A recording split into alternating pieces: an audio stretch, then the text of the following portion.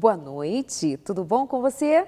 Bem-vindo, bem-vinda, que delícia ter você aqui na companhia. E a sua participação aqui com a gente é sempre uma delícia. Só o fato de eu saber que você está aí do outro lado, nos assistindo, nos esperando ou nos ouvindo pela rede de rádio, nos acompanhando pela internet, é uma maravilha. Nós nos sentimos muito bem acompanhados e que as palavras de hoje, que o programa de hoje seja um pão, alguma coisa do gênero para matar a tua fome de conhecimento, de curiosidade, de alguma necessidade sua. Seja um alimento para a tua alma, para a tua mente, para nós aqui também. Muito obrigada por essa companhia tão agradável. O tema de hoje vai ser um daqueles temas que tocam bem na necessidade de nós termos, reflexionarmos, pensarmos sobre a nossa própria existência. Vamos falar sobre o ciclo da sabotagem emocional. Será que nos sabotamos? Será que nos impedimos a nós mesmos de sermos felizes? Vamos falar de relacionamento, vamos falar de vida, vamos falar de você, vamos falar de ser feliz. E a minha convidada de hoje, extraordinária, primeira vez aqui no nosso programa,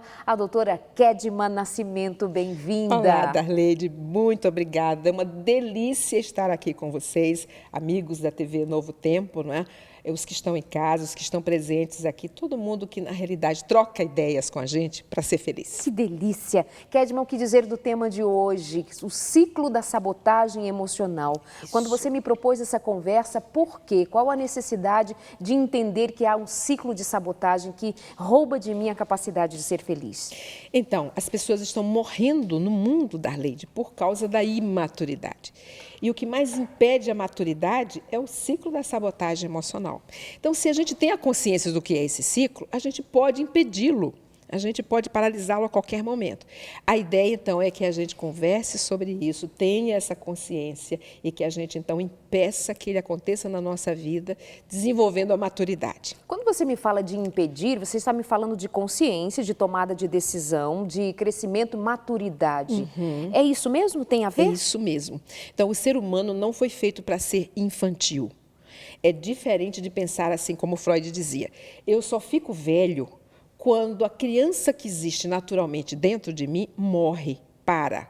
Então, eu tenho que ter essa criança que me faz brincar o tempo todo, que me faz ver as coisas de uma forma interessante, que me faz fazer livre associação de ideias, inovar as coisas. Eu posso ter 100 anos e essa criança está lá. Né? Eu sou uma pessoa de 90 anos, cheia de energia, inteligente. Isso é uma coisa. A outra coisa é quando eu, na realidade, sou aquela pessoa infeliz, aquela pessoa que não cria mais, não inova, que só reclama, resmunga, que tem a vida como um peso, que não cresce, que não amadurece, que passa a ser uma pessoa, uma mala para os amigos, né, para a família. Não, Deus fez o homem para ser feliz. E isso faz com que as relações sejam rígidas, fortes, relações boas. Então, a gente precisa falar sobre isso, que é a maturidade. Então, se eu estou pensando, entendendo o que você está dizendo, por outro lado, eu estou vendo uma realidade de pessoas que se manifestam aqui nos meus programas, aqui no Sem Tabus ou no consultório de família e trazem muitas queixas de infelicitação nos seus relacionamentos, na sua própria existência. Eu estaria dizendo, claro, essas pessoas têm razão em dizer que estão infelizes, têm as suas razões. Sim, ninguém vai tirar delas e dizer que é isso, coisa da sua cabeça. Isso. O sofrimento é real, existe, mas eu posso contar que existe, na maior parte das vezes, em nós mesmos, incluindo a mim, tá? Para você não pensar, incluindo a Kedma, para você não imaginar que nós estamos aqui apontando algum defeito seu, uma falta de consistência sua e que nós estamos isentas disso. Não é uma questão do ser humano. Do ser humano. Como que nós podemos identificar que em nós, nessas reclamações, nessas queixas, nessa nossa infelicidade, há um teor importante de imaturidade? Que coisa importante. Que pergunta bem feita, profunda, não é? Vamos começar, então, definindo o que é maturidade. Quem vai ao Museu do Freud, lá em Londres, assiste a um filmezinho daquele assim, preto e branco, rolo ainda, sabe? É Freud fazendo uma palestra para 60 psicanalistas em Viena. E o tema é maturidade, muito tempo atrás. Só que ele vai falando das bases da ciência e, de repente, um psicanalista obsessivo, não é porque o psicanalista também pode ser, não deveria, mas também pode ser, ele não espera o Freud, levanta-se e pergunta, Freud, afinal, o que é maturidade? E Freud responde de uma forma muito simples e profunda ao mesmo tempo. Ele diz, maturidade é a capacidade que eu tenho de reconhecer meus pontos fortes e colocá-los em prática. Sou uma pessoa determinada, então eu posso pegar objetivos mais profundos, mais desafiadores, não é? Porque eu vou chegar lá. Conhecer meus pontos fortes. Se eu perguntasse para você, Darleide, você pode rapidamente agora me citar 10 pontos fortes da sua personalidade? Você falaria rapidamente? Talvez 10 não, né? Então, nós temos essa dificuldade em enumerar as coisas boas que temos. E por quê? Porque a gente não para tomar banho. Como assim? Eu costumo mandar todo mundo tomar banho, porque é na hora do banho em que eu faço duas coisas. Uma, eu estou tirando a sujeira de fora, o suor, a poeira, etc. Isso já traz um processo psicológico para mim. Se eu começo a refletir, eu vou tirando também, trazendo à consciência aquilo que o Freud chama de restos diurnos, coisas que aconteceram no meu dia, é que, nossa, hoje eu fiz o bem a alguém. Como eu fiz a Darleide feliz. Eu tenho essa capacidade de perceber o outro e de ajudá-lo. Então, eu vou refletindo sobre mim, eu vou me entendendo, eu vou descobrindo quais são meus pontos fortes. A gente não foi educado para fazer isso. Não foi educado para tomar banho de verdade. Para tomar banho de verdade. Então, a segunda coisa que o Freud fala, que são 3, ele diz assim, a capacidade que eu tenho de entrar em contato com os meus pontos fracos, admiti-los e ir à luta, transformá-los em fortes. Sou pessimista. Não, por que eu sou pessimista? Isso faz parte do ciclo da sabotagem. Eu não quero mais ser pessimista, eu quero ser otimista. O que eu vou fazer para isso? E a terceira parte da resposta do Freud, ele diz é a capacidade que você tem de sorrir de si mesmo. É muito interessante, isso é muito profundo. Quando eu entrei em contato com essa fala, eu comecei a pensar como é capacidade de rir de si mesmo, não é? E eu só consegui fazendo o inverso. Eu pensei assim, qual é a situação que faz com que o ser humano se negue mais? E eu só imaginei quando a gente leva uma queda no meio da rua, tipo meio-dia e meio, uma multidão de pessoas indo almoçar, e eu levo um estouro igual uma jaca madura. O que a gente faz? Rapidinho. De levantar. Levanta, limpa. Se tem alguém olhando, limpa morrendo de vergonha. Exatamente. Ainda bem que ninguém viu. E sai com cara de paisagem, samambaia. Não aconteceu nada. Agora você vê. Darleide, nós como seres humanos, eu, por exemplo, tenho 1,65 m, 37 centímetros de pé, só 2. Então, eu não tenho equilíbrio. O quadrúpede tem equilíbrio. A possibilidade do ser humano adulto cair, até da criança, é enorme. E por que quando eu caio, eu nego? O que significa cair para você? Sei lá, Kedma, acho que eu nunca pensei nisso. Então, a gente não pensa. Eu pensei que era só uma falta de atenção, um acidente. Mas o significado para nós é por que a gente nega? Porque, assim, cair é uma fraqueza, uma falha, um mico, um erro. Um significado de humilhação. Humilhação. Me senti humilhada, todo mundo me viu no chão. Nossa, e no chão, né? O ser humano, ele é arrogante, ele está de pé, ele está assim. E no chão, de 4, eu passei a ser um animal. Que vergonha. Que vergonha. Olha lá. Então, tem arrogância, tem vergonha, tem humilhação, tem uma série de sentimentos, todos eles negativos. Aí eu nego. O que o Freud está dizendo, então, com isso? Ele está dizendo, olha, eu tenho que entender, quanto mais eu me entendo, mais eu levo as coisas com naturalidade. Ser humano cai? Cai. Então, se eu cair, eu vou dizer, que engraçado, eu caí, eu vou sorrir. Eu vou achar isso interessante. É só a queda? Não. São muitas coisas, erros, falhas, que eu vou dizer assim, isso é humano. E vou achar graça e vou passar por aquilo. Mas isso é maturidade. Exatamente. Não é todo mundo que tem a maturidade. A maturidade não está associada à minha idade cronológica. Claro. Eu posso ter 90 anos e agir como uma criança imatura. Então, se eu tomar todo dia um banho, 5, 10 minutos, pensando quais as coisas boas que eu fiz no dia de hoje e quais são, então, os requisitos da minha personalidade que são positivos e que mostram os meus pontos fortes. Consciência. Quais as coisas que eu fiz no dia de hoje que eu não gostei? Tenho que voltar atrás, pedir perdão a alguém, refazer alguma coisa. Então, pontos fracos que eu vou transformar em fortes. E levar a vida com naturalidade. Isso é maturidade. Não é simples. Como é que então eu estou entendendo, a partir de agora, aplicando tudo o que você disse, de certa forma, deu essa conceituação, como que eu então entendo o tema proposto para hoje, o ciclo da sabotagem emocional? E desemboca onde essa imaturidade? Ou se desenrola de que maneira? Perfeito. Porque na imaturidade, eu corro o risco o tempo todo de entrar no ciclo da sabotagem emocional. Porque só a maturidade abre os meus olhos, me dá consciência do que significa o ciclo da sabotagem, que eu estou nele e o que eu preciso fazer para sair dele. Vou te fazer uma pergunta bem simples. Explica a sabotagem. Ok. Então, o que é sabotagem? Alguma coisa que me engana. Aí eu vou um pouquinho para Lacan agora. A psicanálise ela é simples, né? Quando a gente traduz, ela fica muito simples. Lacan diz assim, existe uma sabotagem natural na gente em termos de 3 instâncias do nosso tempo lógico-psicológico, que ele chama de sofisma ou engano. Então, imagine 3 instâncias, como se fossem 3 bolinhas. Numa bolinha está escrito assim, existe o instante do ver. É quando eu entro em contato. Ah, olha, Darleide, não sabia que ela estava aqui nessa festa. Ou então eu olho para você e falo assim, a Darleide está sem sapato, está descalça na festa. Instante do ver. Eu entrei em contato com alguma coisa. Em seguida, eu tenho um tempo para compreender. Para algumas pessoas, a ficha cai em 1 minuto. Para outras, em 1 ano. Para outras, nunca cai.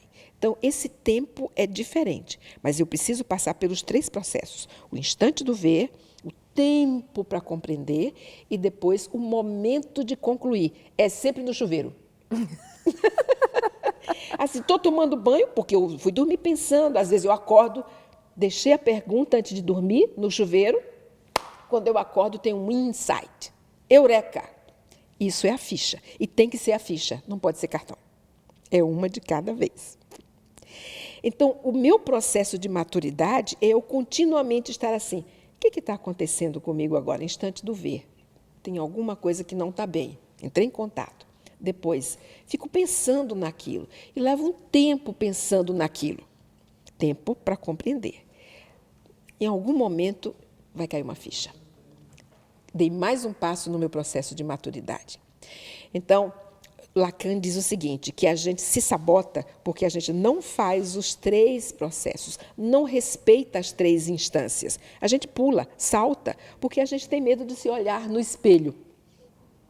E como eu não me olho no espelho, isso fico imaturo, é uma cena muito interessante que a gente usa muito, é o gatinho que se olha no espelho e vê o leão. Imaturidade.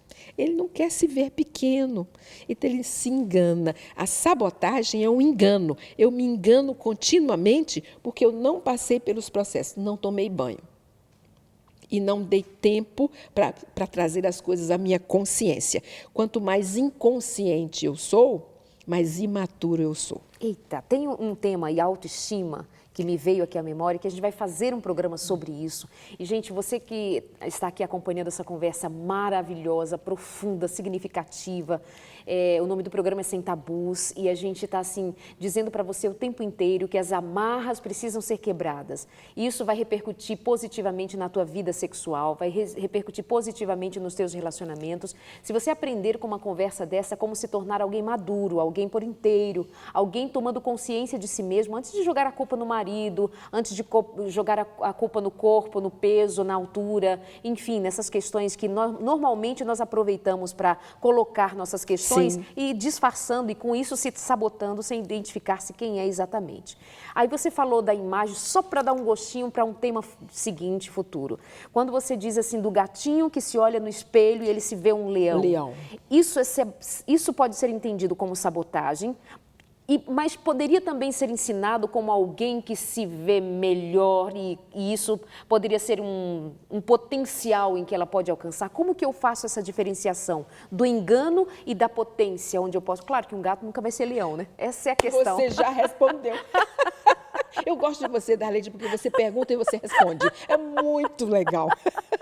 Para uma entrevistadora, nem sempre isso é tão bom. Não, mas é porque as suas fichas caem, entendeu? É as ótimo. Fichas estão caindo, maravilha. Perfeito isso. Então, assim, o que é a maturidade? É o gatinho olhar no espelho e dizer, eu sou um gato, mas eu vou ser o gato mais chique do mundo. O gato escovado, o gato forte. Vou botar uma lente, inclusive, aqui, um gato de olho verde, né? Estou procurando um gato de olho verde, tá? Ele assumir que ele é gato, mas vai ser o melhor gato do mundo. O gato inteligente, o gato esperto, o gato bonito, sarado, né? Eu nunca vou ser um leão, mas eu vou ser um gato feliz. A autoestima, bem, não vamos falar disso hoje, não é? Mas a autoestima é exatamente isso. Eu gostar de mim da forma que eu sou. Eu me aceitar. Essa consciência, assim, não importa se eu sou baixo, alto, preto, branco, se eu sou pobre, se eu sou rico, se eu sou feio, se eu sou bonito, mas eu me aceito como eu sou. Perfeito. E eu faço o melhor de mim comigo. Lindo.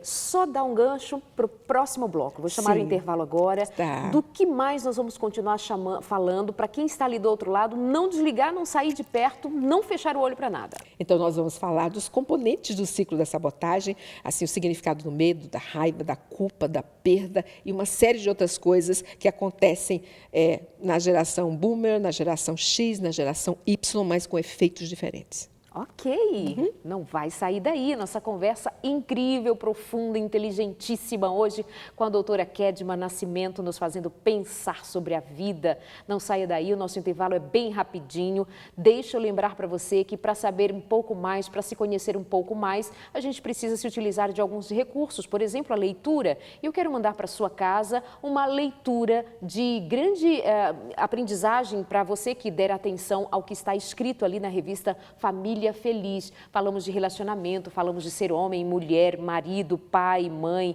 enfim, essas coisas de relacionamento e família. Entra no nosso site, novotempo.com/semtabus. Você vai encontrar ali o cantinho para você pedir a revista Família Feliz. Intervalo rapidinho, já voltamos aqui na sua Novo Tempo, aqui no seu Sem Tabus, sem medo e sem vergonha de falar de ser feliz. Até já.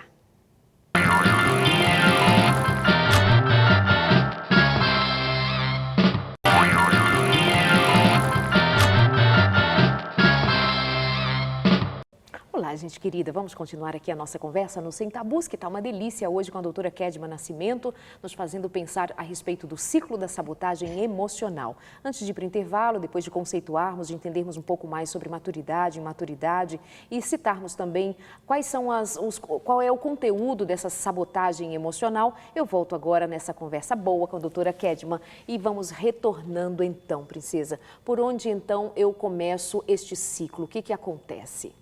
Então, veja, Darleide, o ciclo todo é composto de emoções negativas. E, nesse momento, nós não vamos fazer a diferenciação entre emoções e sentimentos, ok? Vamos chamar tudo de emoções. Todas elas são negativas. E são emoções que impactam o tempo todo. Da hora que eu acordo até a hora que eu durmo, impactam na minha vida, no meu processo decisório, nas minhas ações, né? Em tudo que eu faço, nas relações principalmente. Então, o ciclo começa, como nós estamos vendo ali na figura, começa com o medo. O medo é uma emoção primária. É uma das primeiras emoções que a gente tem. A criança, já ao nascer, ela chora porque ela sente medo. Ela saiu de um útero que era quentinho, silencioso, protetor, estava toda encolhidinha lá e, de repente, ela está num bloco cirúrgico ou numa sala de parto, um ar-condicionado gelado, pessoas falando, muito barulho, o pai que chora, desmaia, a mãe também, né, o médico que ri, a enfermeira, etc., e todo mundo tocando nela. Tem pé, tem mão, aspira, né? Então, ela sente medo. E eu sempre faço a pergunta assim, na hora que a gente está morrendo, sente o quê? E as pessoas, logicamente, vão dizer, eu não sei porque eu nunca morri. Mas as pessoas, na hora da morte, elas vigiam a morte. Elas não querem morrer. A experiência com meu próprio pai. Ele morreu de leucemia mieloblástica aguda, e assim, já se ultimando, mas ele olhava para a janela e ele estava com soro, com todo tipo de medicação, quimioterapia, etc. E tinha remédio para ele dormir. Mas ele forçava, não, e a gente dizia, relaxa. E ele ficava olhando para a janela, vigiando, porque se ele fechasse o olho, não poderia não abrir mais. Então, medo é a primeira emoção, é a que inicia o ciclo da sabotagem emocional. Prestem bem atenção. Ele se inicia com a emoção chamada medo. E aí vem uma segunda emoção. É um ciclo, eu vou fechar um ciclo. Aham. O segundo elemento desse ciclo é a perda. Todo medo é medo de perder. E a gente brinca, né? Eu sempre conto uma história, que assim, eu viajando com um colega, um psicanalista, nós estávamos indo visitar uma empresa, fazer um diagnóstico, era um diagnóstico difícil, tinha que trabalhar a saúde psíquica daquela organização, isso acontece do mesmo jeito que a gente trata do ser humano, trata da organização. E nós estávamos conversando sobre qual seria o eixo, o fio condutor desse projeto. Ele pegou um papel e começou a procurar nos bolsos do paletó o que para mim seria uma caneta. E eu disse assim, olha, eu não tenho uma Montblanc Blue. Né? Ele disse, não, eu estou procurando a minha lapiseira. Eu disse, eu tenho uma Faber-Castell azulzinha, serve? A R$10, brincamos. E ele disse assim, a minha também é uma Faber-Castell azulzinha, só que foi o meu primeiro netinho, que está com 2 anos, que me deu. Quer dizer, aquela Faber-Castell, uma lapiseira, não custava R$10. Custava, tinha um significado emocional extremamente importante. E ele ficou mal porque, culpado, né, porque ele não estava, perdeu. Então, todo medo é medo de perder. Desde uma Faber-Castell azulzinha, que custa R$10, até a vida. Mas todo medo é medo de perder. Fizemos a segunda emoção aí. Entra agora uma terceira emoção. No ser humano adulto, principalmente. Ele tem medo de perder e perdeu, acha que perdeu, como é o caso dele, vem em seguida o quê? Nossa, como eu pude ser tão desastrado, perdi o que ele me deu com tanto carinho. O que eu fiz? Estou sentindo culpa. Essa culpa, ela é do tamanho do medo que eu estou sentindo. O medo é quem dirige tudo. O tamanho do medo vai ser o tamanho da perda, vai ser o tamanho da culpa que eu sinto. A culpa é o elemento mais importante aí de tudo. Eu tenho vários tipos de culpa e a gente pode depois falar no próximo bloco, quem sabe, quais são todos os tipos de culpa e como é que a gente pode fazer para trabalhar. Veja, chega ao nível de que eu tenho uma culpa que é persecutória. Essa culpa persecutória, ela pode significar a morte para mim. Nós tivemos, há algum tempo atrás, bem próximo, né, a morte de um ator de Hollywood muito querido nosso, o Robin Williams. Ele tinha exatamente a depressão endógena ou a culpa persecutória.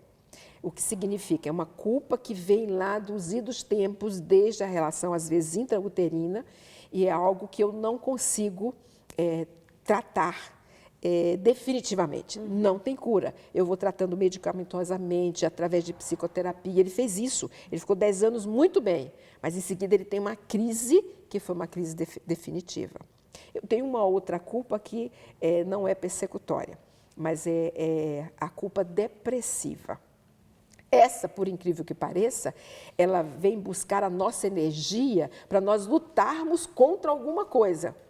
Então, quando eu entro no ciclo da sabotagem, no processo da culpa, se for essa culpa, eu tenho uma chance, porque eu vou entrar profundamente na minha vida, revisar o que eu preciso revisar e sair novo, sair mais maduro, mas não sem ajuda. Então, posso dizer que há uma depressão positiva? A depressão ela é positiva, se ela não for endógena. Sim, sim. É o momento de eu refletir, repensar e sair mais forte.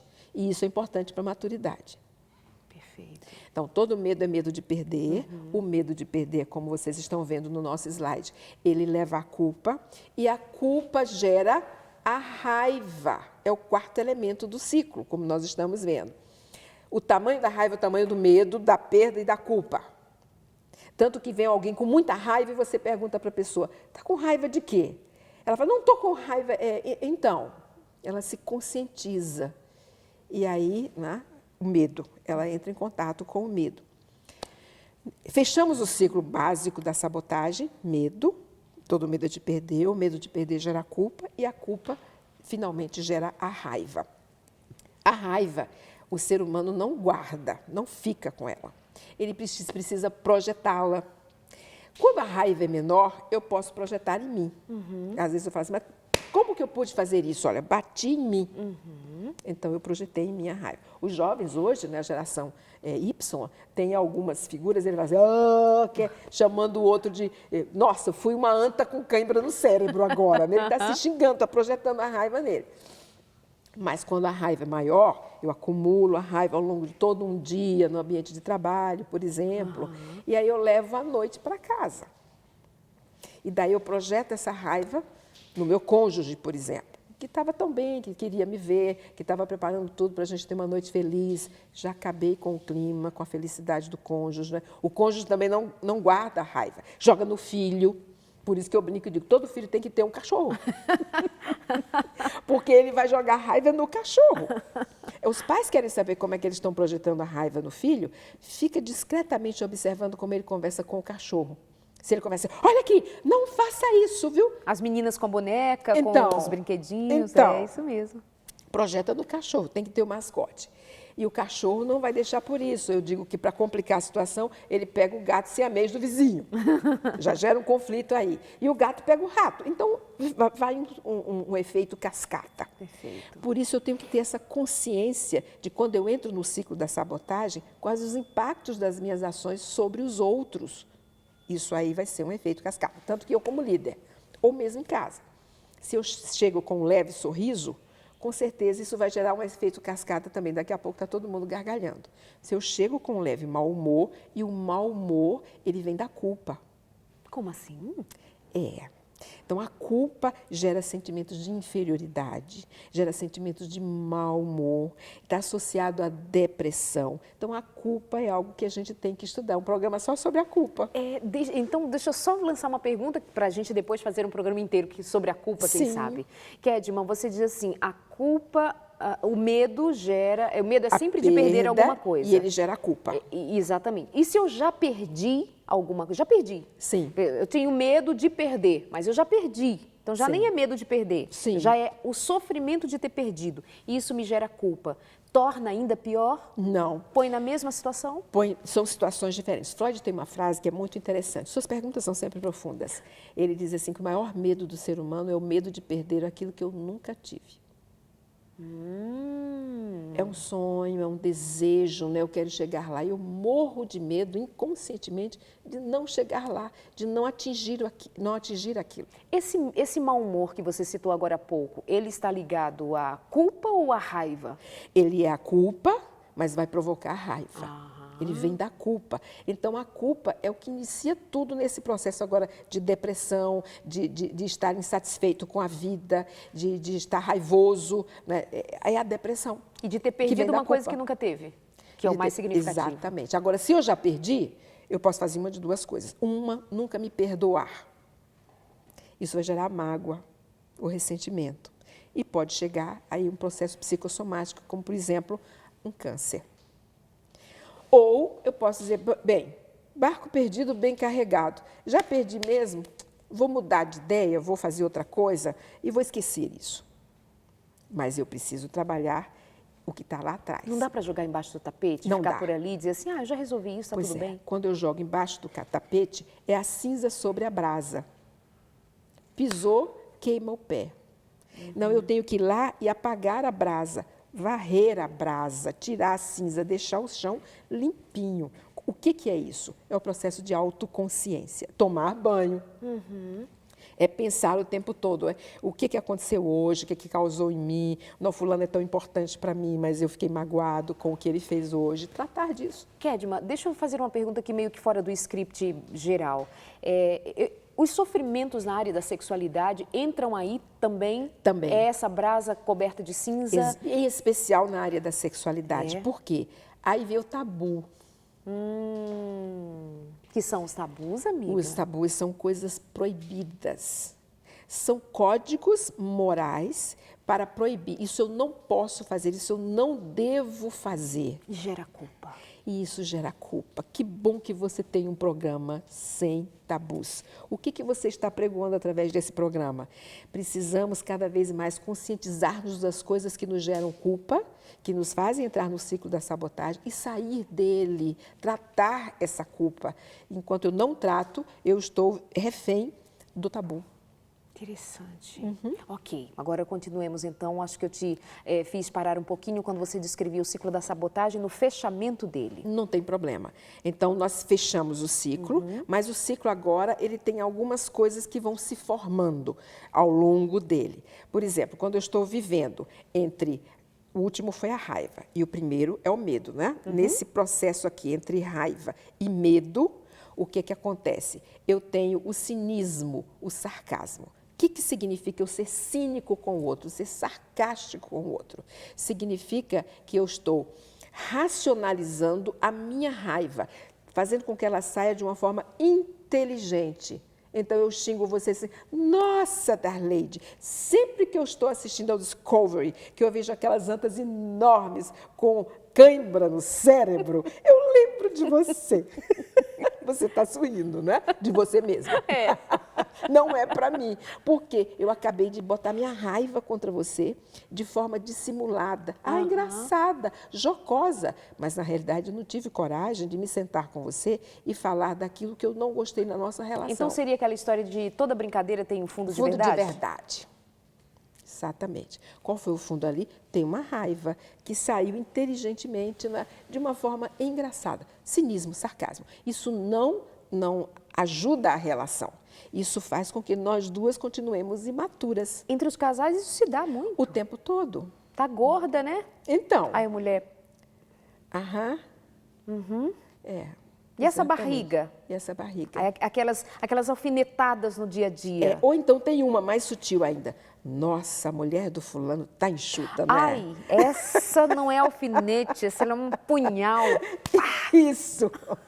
Nossa, eu gosto de ver como a fulana, pode ser a mulher do outro ou não, alguém solteiro também, como a fulana, ela está sempre tão bem, ela cuida do corpo, ela está sempre maquiada, ela arruma o cabelo. Tem um recado aí. Tem um recado.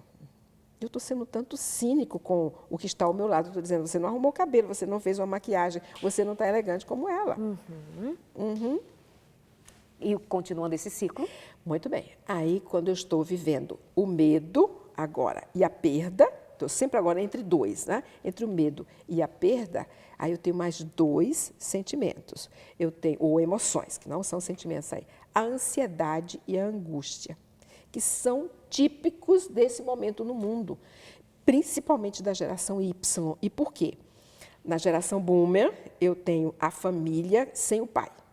Então, a geração Boomer, ela tem um desejo. Eu quero formar uma família que tenha pai, mãe, filho mais velho, filho do meio e filho mais novo. Todos os papéis. Relação. Porque é na família que a gente aprende tudo.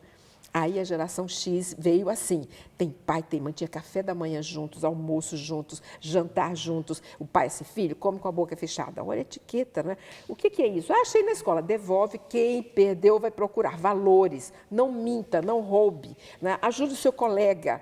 Então, pai, mãe e filhos, é aí que a sociedade vem inteira, íntegra. Aí, na metade dessa geração, a mulher sai de casa, ela vai trabalhar e a família começa a se esfacelar. Então, não tem mais café da manhã, almoço e jantar juntos. Não tem mais o diálogo, a conversa. E essa geração agora faz a geração Y, que o quê? Ela já nasce com chip, nasce na creche, vai para a escola integral, e os pais estão felizes porque tem alguém tomando conta e pagando caro para isso. Mas eu quero o meu pai e a minha mãe. E aí tem uma coisa tão importante, vou aconselhar a todos vocês lerem um livrinho fantástico que foi editado em português esse ano, chamado Foco, F-O-C-O, Daniel Goleman. Então, ele fala, né, que as bases da nossa competência emocional, que é a maturidade, e as bases da nossa competência relacional, elas acontecem na faixa etária de 0 a 7 anos de idade, que é a faixa etária mais importante da vida do ser humano. A partir do quê? Quando eu olho para você, Darleide, e você olha para mim, o nervo óptico leva uma mensagem para o sistema límbico, que é uma bolinha aqui atrás, né, no neocórtex, que é o centro das emoções. E aí eu olho para você e falo assim, nossa, gostei dela, olha a emoção boa. Gostei. Foi no olho. Isso não é tocando, não é em sala de bate-papo, isso não é por e-mail, isso não é pelo céu. Ou então eu posso olhar para você e falar assim, meu santo não bateu com o dela, não é assim que as pessoas falam? Não sei, com ela eu não fico. Se é um terapeuta, eu não volto nesse terapeuta. Ou então assim, gostei desse terapeuta, eu vou me abrir com ele, confiei. É no olhar. Quando começa isso? Quando a mãe está amamentando e ela olha no olho da criança e fala, filho querido, está alimentando fisiologicamente, né? Tem um leite entrando ali, mas tem um alimento e ele está olhando para ela e essa relação está acontecendo. É ali que eu começo a evitar o ciclo da sabotagem emocional, porque eu estou formando emoções fortes, rígidas, relação. A palavra-chave aí é relação. Tudo isso se constrói a partir da relação, que começa com a mãe. Ai, ai, como é bom lhe ouvir, viu? Que delícia. Obrigada. Vamos para o nosso intervalo rapidinho, não sai daí, tem muito mais para conversarmos no bloco seguinte e aí essa conversa se torna ainda mais interessante com você aqui com a gente no Sem Tabus. É rápido, tá? Mas querendo participar, deixe a sua pergunta, pode mandar um e-mail e ainda é mais rápido se você fizer isso ali na página do Face do Sem Tabus, facebook.com/semtabus.nt, beleza? Rapidinho intervalo, já voltamos.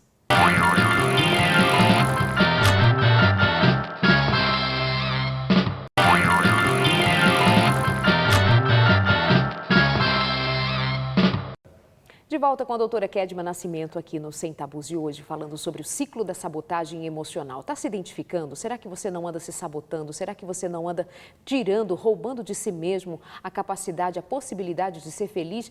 Quando os outros tiram de nós é uma coisa, agora quando nós não nos permitimos ser... Então, esse é o processo mais duro, né?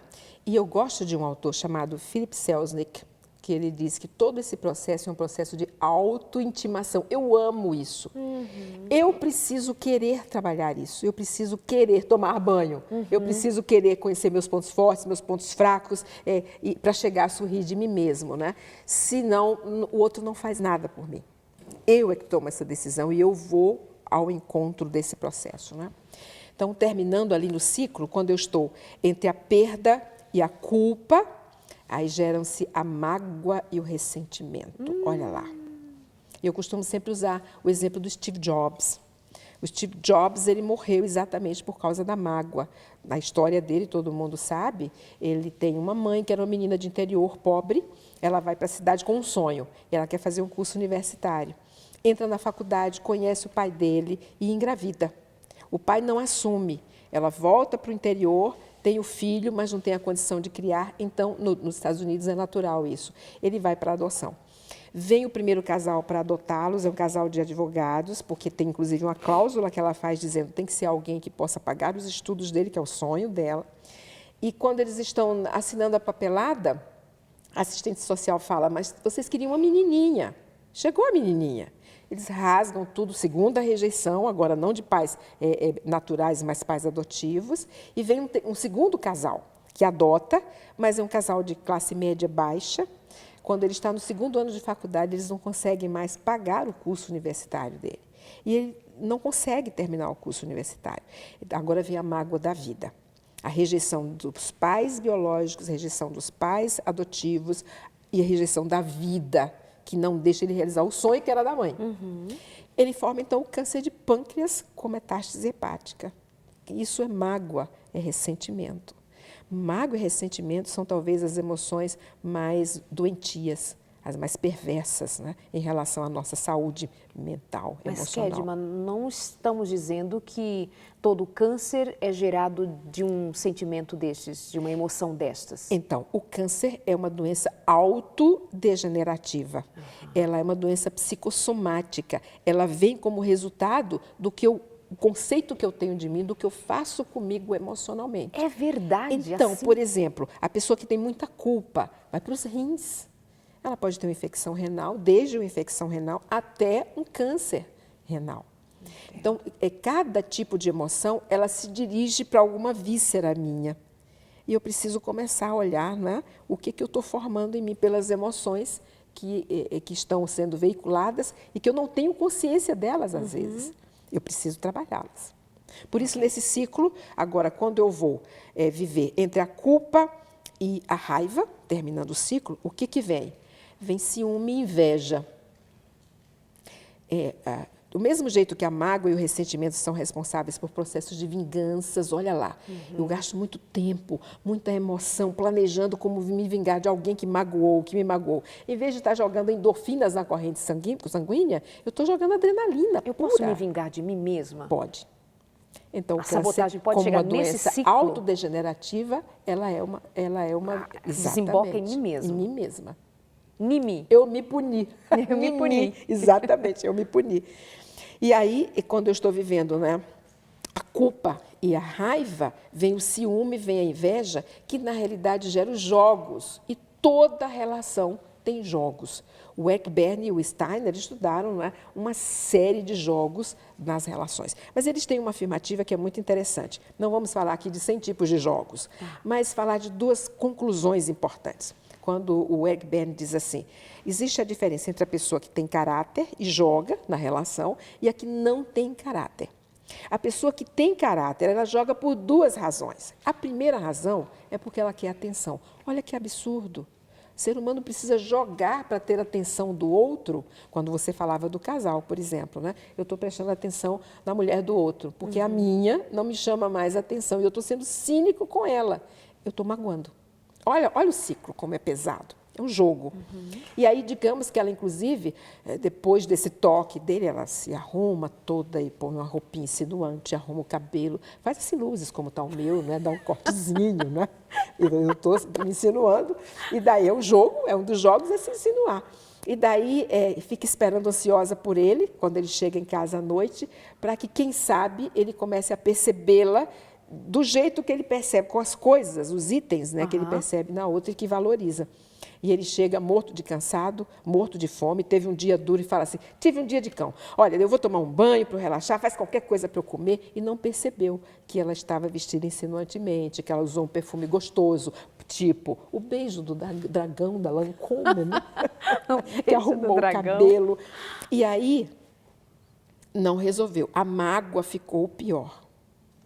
E ela vai continuar com ciúme dessa, que é o modelo para ele. Ela vai continuar com inveja. Tem uma diferença entre ciúme e inveja? Tem. Psicanaliticamente, o ciúme acontece quando alguém pega algo que é meu e que eu valorizo. Então, você está olhando para o meu marido. É meu marido, tá? Tira o olho. Eu estou com ciúme. A inveja é quando o outro tem alguma coisa que vem do meu desejo. O desejo é um processo do inconsciente, né? E que eu quero para mim, mas que eu não estou tendo acesso. Então, são duas coisas importantes. Do ciúme e da inveja, então, vem os jogos. Se eu tenho caráter, eu jogo. Primeiro, porque eu quero a atenção do outro. E segundo, porque eu quero reconhecimento. Tudo que todo ser humano faz é buscando o reconhecimento. E o reconhecimento pode ser uma coisa muito simples. Você olha para o outro, pisca o olho. Nossa, ela me notou. Então, o que eu fiz foi bom. Ou então você levanta um dedo. Não custa, foi meia fração de segundo. Então, quando eu olho para o outro, vi que ele fez uma coisa boa, mas eu não faço isso, provavelmente eu estou com ciúme ou com inveja. Um dos dois. Uma das duas emoções. Ou pode ser as duas, né? Ou pode ser as duas. Então, mas quando eu não tenho caráter, eu jogo porque eu quero levar a melhor. Eu vou puxar o seu tapete. É a lei do Gerson. Aí vem a perversidade, que eu não tinha falado no ciclo, né? A perversidade entra aí. E a perversidade, ela pode ser de ordem inconsciente, mas às vezes ela é de ordem consciente. Eu estou planejando como me vingar de você nos mínimos detalhes. De ordem inconsciente, por exemplo, um psicopata. Ele planeja como matar a mulher, esquartejar, colocar dentro de uma mala, botar no porta-malas do carro, levar para um determinado lugar. Na maior frieza, ele não sente culpa, ele não sente remorso. Então, ele tem um ciclo diferente. A perversidade aí trouxe uma doença grave. A psicopatia é extremamente grave e sem solução, não tem volta. Então, deixa eu te perguntar, para aproveitar esse finalzinho de programa de hoje, como é que eu faço para quebrar o ciclo da sabotagem emocional? Como é que eu tomo a consciência? Como é que eu trabalho essa situação? Perfeito. Eu tenho que fazer primeiro 3 perguntas. Okay. A primeira, o que eu estou sentindo nesse momento? Se eu sei que eu entrei no ciclo da sabotagem e eu preciso estar atento para isso, o que eu estou sentindo nesse momento? É raiva, é perda, é culpa, é mágoa? Eu tenho que identificar a emoção. Feito isso, eu venho para a segunda pergunta, que é, Por quê? Quando eu não acho a causa, aí diz Freud, eu fico batendo no sintoma. E o sintoma se desloca, me engana, vai para um outro lugar, e até eu identificar para onde ele foi, ele está lá e eu penso que está tudo bem. Não está.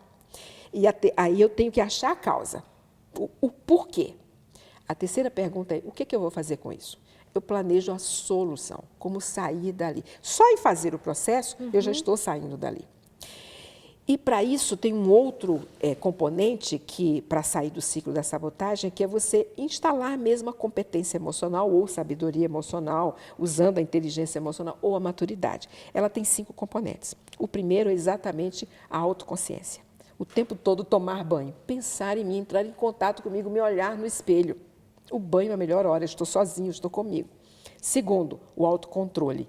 O que eu faço com as minhas emoções? Estou com vontade de matar alguém agora. Deixa eu raciocinar, esfriar a cabeça, em vez de mandar um e-mail desaforado, né? Eu construo o e-mail, mas eu durmo com ele, no outro dia falo, não, isso não vai construir a relação, desmanche. Eu estou aqui pensando em algo tão concreto, ao ouvir você falar dessa maneira, de quando Deus fala para Caim assim, por que você está com o semblante caído? Perfeito. Se você quiser, você domina. Ele dá tempo de o indivíduo pensar. Pensa, olha, a tentação, o teu ódio, a tua raiva, está lá na porta, está batendo. E Deus fez isso 2 vezes com Caim. 2 vezes. Através de 2 perguntas, em 2 momentos. Onde está teu irmão? Onde está teu irmão? E Caim não conseguiu. Ele foi movido por uma raiva, ele não conseguiu sair dela, conscientizar-se dela, e Deus tentou, que isso é o plano da graça. O plano da graça é Deus, através de Cristo, né, fazendo com que a gente pense o tempo todo naquilo que é o pecado. E traga a consciência, porque enquanto eu não trago a consciência, quando eu não sei o que é, por que é, não está na consciência, eu não sei trabalhar. Por isso, começa com a autoconsciência, aí passa para o autocontrole, é quando eu trabalho as minhas emoções, controlo, canalizo, por exemplo, através de um mecanismo de sublimação. Vou tocar piano, vou pintar uma tela, vou fazer crochê, vou conversar no banco da praça com alguém. Sublima, e, sabe, passa aquilo para um outro plano. Depois vem a motivação. Olha os 5 componentes da competência emocional. Deixa eu só pedir para você comentar. Tem gente que quando ouve o conselho do sublima, ela está dizendo assim, está falando para mim, engana, esquece, engana o teu cérebro. É isto? Não. O que é a sublimação? É um mecanismo de defesa. Os mecanismos de defesa são construídos pelo meu superego, com um objetivo. No momento em que eu estou frágil, eu preciso de uma muleta. Quebrei a perna, preciso de uma muleta até o osso colar. O osso colou, larga a muleta. O mecanismo de defesa vem para me ajudar no momento em que eu estou frágil. E ele é importante. O que é ruim? Se eu continuar usando a muleta, mesmo depois que o osso colou, vai fazer com que a minha perna fique frágil.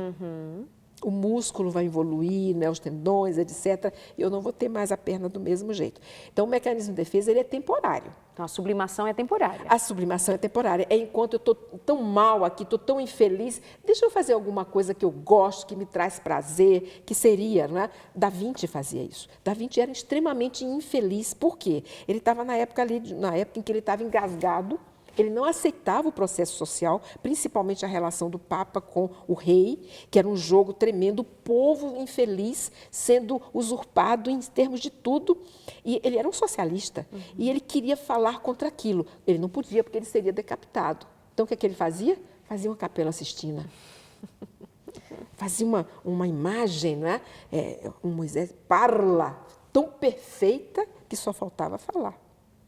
Era a sublimação. Com aquilo ele botava raiva para fora, mas ele também estava falando alguma coisa. Exatamente. Ele estava fazendo uma crítica extremamente inteligente, muito cultural. Ele não estava escondendo, negando. Não. O cristão tem muito de negar quando diz assim, inveja? Não, eu não sinto isso. Que Imagina. Isso? Eu sou de Jesus. Então, isso é uma negação. Que, não, raiva? Não tem raiva. É que o outro fez, o outro... Não, que isso? Raiva não. Isso é um mecanismo de defesa que eu incorporei, chamado negação. Isso é hipocrisia. Isso não é ser cristão. Cristianismo exige autenticidade. Paulo não tinha nada de hipócrita, né? De jeito nenhum. Ele era transparente. E veja como ele fala, né? Aquilo que eu não quero, É o que eu faço. Ele entrava no ciclo da sabotagem e ficava zangado com ele porque ele entrou no ciclo da sabotagem. Mas ele se conscientizava. E Paulo foi amadurecendo. Até que chega no final da vida e diz assim, já não sou eu quem vivo. Mas é que eu corria, eu fiz a carreira inteira, gente. Tenho marcas. Aí o meu amigo Jader, né? Marcas com marcas do amor. Né? Aquele hino foi fantástico, ele construiu quando eu ainda estava junto com o VP. Amo essa música do Jader. O cristão tem marcas. Ela fala do Jader Santos, grande compositor. Isso. E ela fala do grupo VP, Voz da Profecia, Isso. que já tem alguns anos e ela faz parte, ela canta, que é e toca também, né? Toca um pianinho, né? Linda. Não muita coisa, mas a essa altura do campeonato. Mas, né? enfim. Mas terminando ali os componentes da inteligência emocional, eu queria falar assim, sobre a sublimação, Mozart. Mozart foi muito infeliz, porque ele vivia entre o jogo do rei e do papa. E eles obrigavam-no a construir, às vezes, uma missa por dia. E ele não parava mais, não dormia. E ele via o jogo entre os dois, e inclusive a mentira do papa, que se dizia um santo, mas estava lá na orgia com o rei. Quando ele constrói a flauta mágica, é um momento desse. Inspirado em quê? No falo do papa. No falos do papa. Uau. Então, a sublimação, não é uma forma de eu descarregar isso e colocar para fora. O quanto eu vou estar consciente ou não, varia. Então, eu tenho nos 5 componentes da competência emocional, ou da maturidade, ou da sabedoria emocional. A autoconsciência, o autocontrole, que diz respeito a como eu controlo minhas emoções, e a autoestima entra aí muito forte. Depois, a motivação. O que me motiva? A matar ou ajudar o outro a viver? Depois, esses 3 componentes aí falam do meu processo comigo mesmo, da minha relação comigo, do como eu converso com meus próprios botões, o quanto eu dialogo comigo. Então, é uma inteligência, a inteligência intrapessoal. Depende desses 3 componentes. E eles são pré-requisitos para a inteligência interpessoal.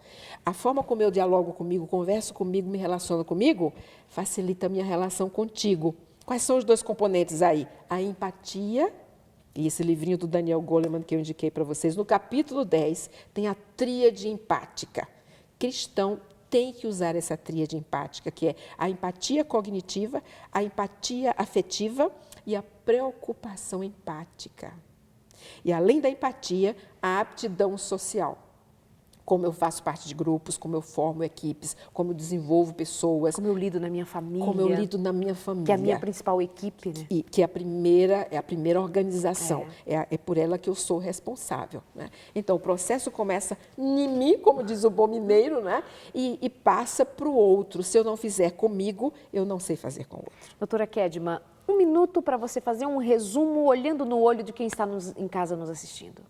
Então, o ciclo da sabotagem emocional, ele tem um final só, a imaturidade. Por isso, eu preciso estar cada vez mais consciente do que me sabota, não importa o tempo. Algumas coisas caem a ficha, eu sou criança, eu sou adolescente, eu sou jovem. Outras coisas, mesmo agora, no meu processo de autointimação, eu quero me conhecer, pode ser que leve muito tempo das coisas mais traumáticas para que eu me conscientize disso e trabalhe isso. Não tem problema, começa, vai, caminha. A cada momento a ficha vai cair. Eu vou dizer do David Seaman, quando ele fala das sequoias. Ele diz, se você tira a casquinha da sequoia, você tem elos. Cada elo é diferente do outro, que significa o quê? Olha, nesse ano teve uma nevasca, nesse ano teve um incêndio. Ela tem marcas do que aconteceu na vida dela. O ser humano é igual. Ele tem marcas do que aconteceu na primeira infância, na segunda, na terceira, né? A cada fase importante da vida. Agora, como adulto, eu tenho que ter a responsabilidade de trabalhar isso e desenvolver a minha maturidade. É possível? Totalmente, desde que eu queira. Que ótimo. Kedma, muito obrigada. Deus te abençoe. Prazer enorme. Obrigada. Amém. A todos nós. Um beijo para você de casa. Semana que vem a gente se encontra e essas conversas boas aqui continuam. Até lá.